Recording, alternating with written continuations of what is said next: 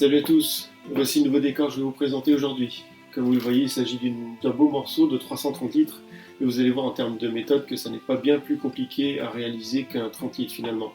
Alors nous allons parler décor, mais nous allons également parler matériel, puisque j'ai la chance de vous présenter aujourd'hui un magnifique combiné aquarium meuble. Il s'agit du modèle Imperia 330 de la marque EM.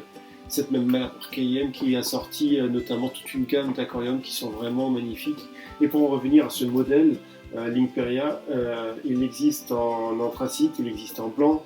Il y a également des portes avec différentes couleurs et j'ai notamment en tête un modèle qui s'adapte particulièrement bien avec un intérieur en parquet. Là, on parle vraiment de décoration d'intérieur. Mais tous ces modèles, je vous invite à aller les découvrir sur leur site.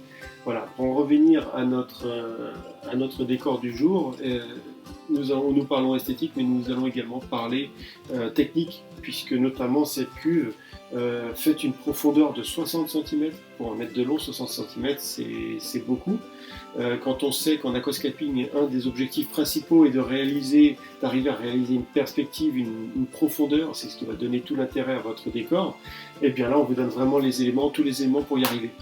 Enfin, vous allez voir qu'à cette cuve a été intégrée une colonne sèche, qui est là au fond sur la gauche, et vous allez voir comment, pendant la réalisation de ce décor, j'ai dissimulé cette colonne.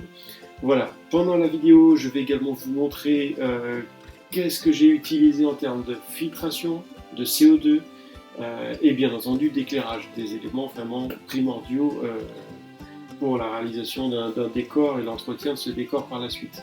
Voilà, enfin, je vous invite à rester jusqu'à la fin de la vidéo puisque je vais également vous faire une annonce à la fin. Voilà, sur ce, je vous souhaite une belle vidéo.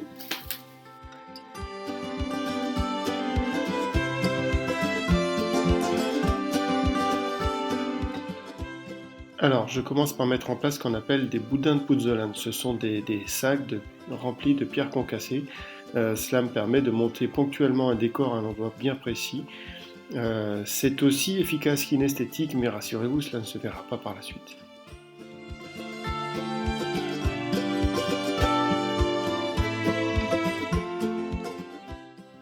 À l'arrière, je vais monter une terrasse jusqu'à mon point de fuite. Vous pouvez voir ainsi, à la façon dont je positionne mes pierres, comment est-ce que je protège ma canne d'aspiration de façon à ce qu'elle ne soit pas recouverte par le sol. Le sol technique que je mets en place est de l'Aquagro de la marque Prodibio. C'est la première fois que j'utilise ce sol dont j'ai entendu le plus grand bien.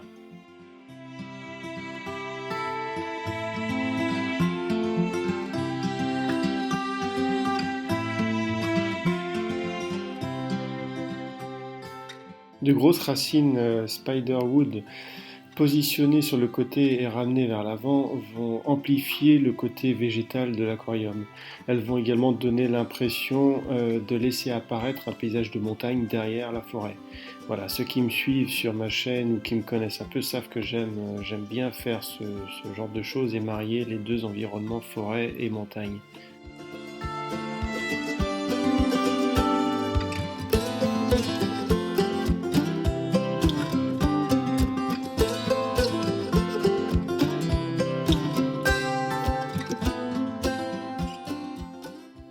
L'équilibre peut paraître précaire, et effectivement il l'est, mais une fois que toutes les pierres seront positionnées, calées entre elles et le sol sera remonté, tout cela se tiendra sans souci.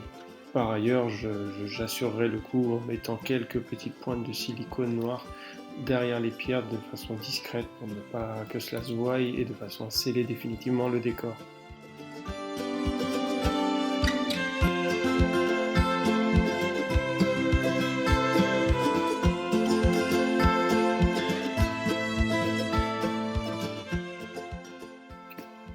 Le décor commence à bien prendre forme. On distingue maintenant le parti montagneuse qui est à l'arrière, la plaine au centre, ainsi que l'apport des racines sur les côtés.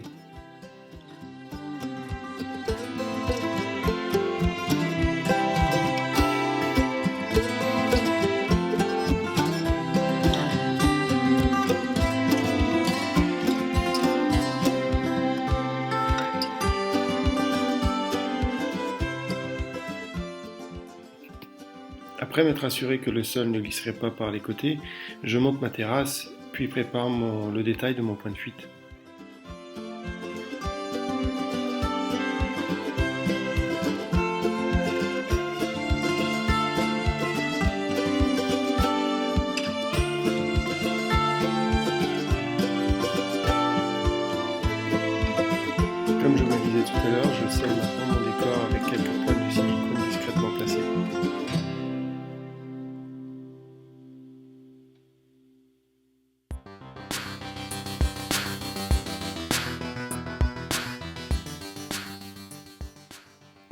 La réputation d'AIM n'est plus à faire en matière de filtration. J'utilise là un modèle Pro 4 Plus 350T. Pro 4 Plus, c'est la série, 350 étant la référence mais aussi le débit maximum que peut accepter le filtre, et T parce qu'il est tempéré. Comme vous pouvez le voir, il y a tout au fond une résistance chauffante qui évite du matériel en plus dans le bac. Le kit CO2 est un kit 400, voilà, comme vous pouvez le voir. C'est une bouteille rechargeable.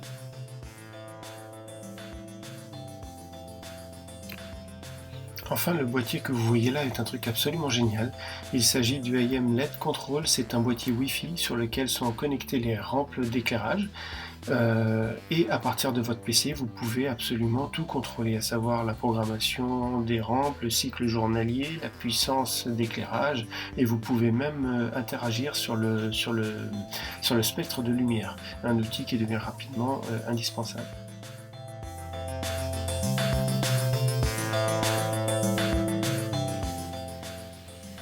Les deux rampes que vous voyez là sont la combinaison d'une rampe Fresh Daylight représentant la lumière du jour à 7000K et une Fresh Plant qui est une rampe RVB. Voilà, la combinaison de ces deux rampes est montée en série. J'ai déjà eu l'occasion de la tester chez des clients et ça marche vraiment bien.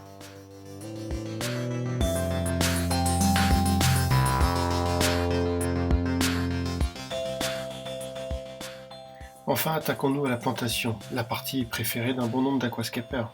Nous allons travailler une fois de plus avec la marque Tropica, une marque référente dans le domaine de la plante aquatique, pour la bonne et simple raison que c'est une valeur sûre en termes de qualité et de variété de plantes.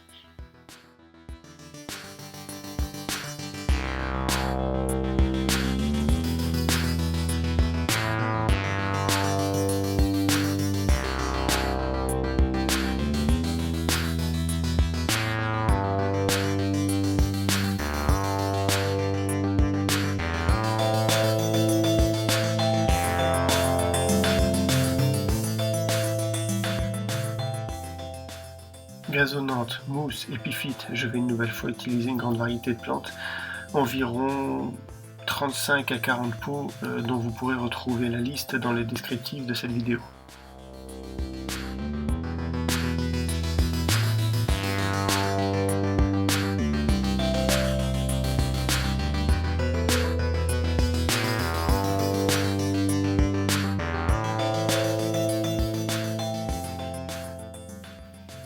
Entre la gazonnante qui va devoir se développer et les épiphytes qui mettent du temps à pousser, je pense notamment à la bulbitis, il va falloir quelques mois avant que les plantes s'installent réellement et que l'aquarium donne vraiment la pleine mesure.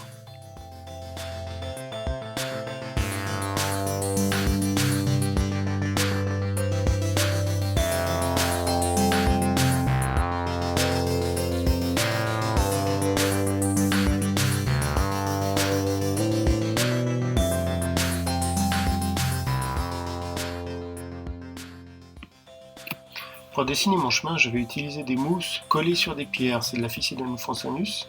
Voilà, alors une partie va malheureusement sécher à cause de la colle et le reste va se développer et faire le tour de ma pierre. Je vais dessiner ainsi mon chemin.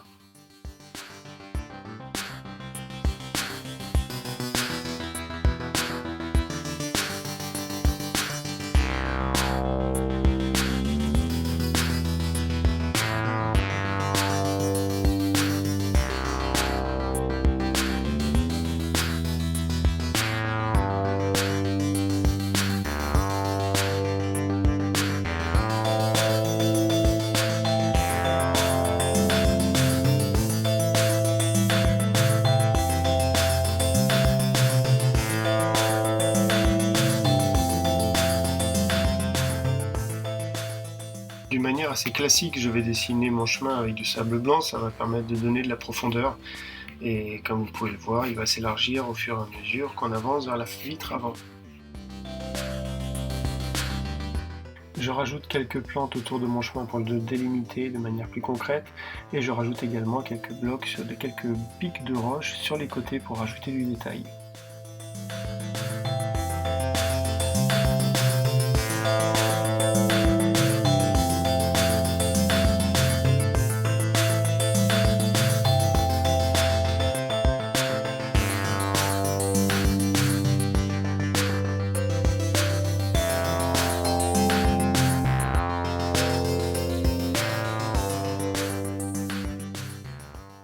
Malgré un nettoyage conséquent, les Dragonstones sont des pierres très difficiles à nettoyer et il reste toujours un petit peu de terre entre les cavités. C'est pourquoi nous allons retrouver une légère coloration de l'eau lors du remplissage et quelques temps après, jusqu'à ce que nous effectuions un minimum de changement d'eau.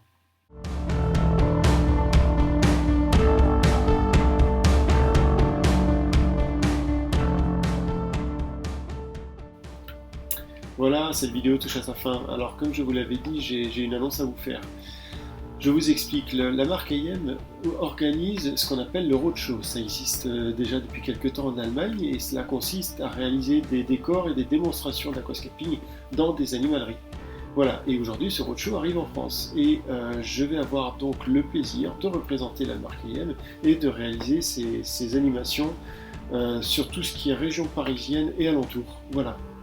Donc je vous invite à venir me rejoindre, nous pourrons ainsi discuter, échanger sur divers points concernant l'aquascaping et vous allez voir cela en live, ça changera un petit peu du format vidéo.